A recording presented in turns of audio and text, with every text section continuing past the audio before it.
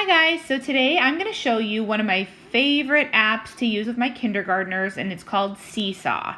And if you haven't used SeeSaw before, it is such an awesome tool for creating activities to allow your students to practice skills and for you to use those activities as a formative assessment tool if you choose to do so.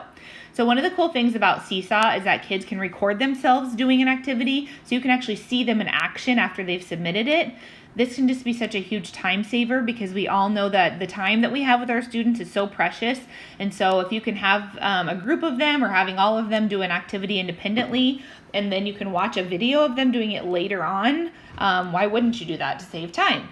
So I'm going to show you a few examples first of activities that my students have done, and I went ahead and just saved these to my camera roll. And it's actually really easy to watch the submitted activities right in the app, but I just went through and I found ones that I wanted to share. So that's why I saved them to my camera roll.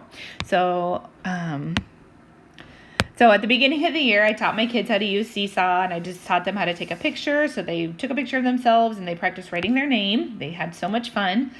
This is an example of one of the reading activities I've done. And I've done math activities, and we've used it in science even. This particular one, we just went for a walk. We looked at signs of fall when the seasons were starting to change, and then they came back and they just sat and they had this blank picture of a tree in front of them, and they had to add details to make it look like fall. So again, so much fun. This is an example of one where they actually recorded themselves. So this student is blending the words.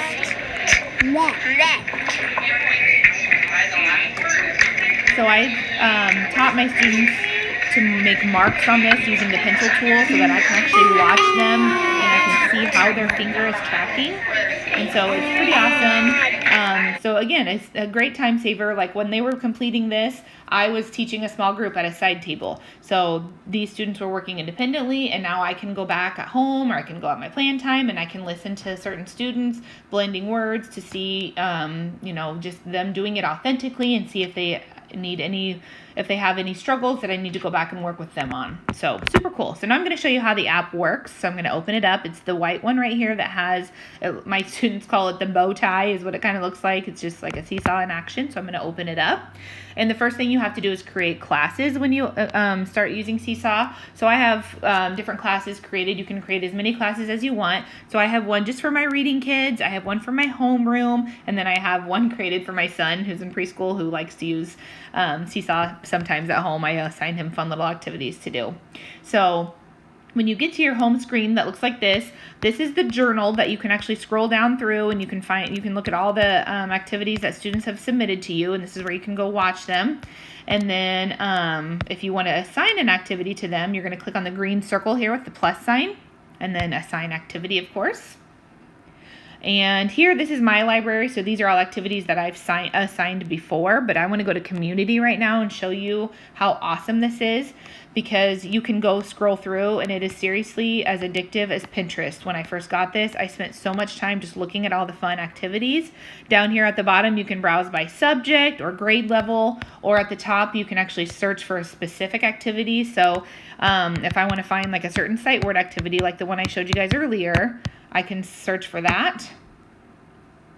And here you have it. I searched for sight word from, and it's the very first activity on here. So I'm going to select it, and I'll show you how to assign it to your class. So it's pretty simple. You just tap on the green button that says assign, and then you have to select the class you want to share it with. So I'm going to share this with my reading kids, and then tap assign again. And that's it. It's been assigned to my students, and now it has gone to their SeeSaw app on their iPads. And when tomorrow morning, when I tell them that they're going to complete that activity, it's right there ready for them to do it. So that's how you create an activity, or excuse me, that's how you assign an activity. You can also create your own activity. So again, if you go back to activities in my library, you can create an activity. So this is where you would do that. You can create your own template. You can take a picture of something. There's all kinds of things you can do to create activities. So it can just be a lot of fun. So I just hope that this video was helpful, and I hope that if you've never used SeeSaw before, you can try it out to see how much fun and how useful it can be. Thanks, guys.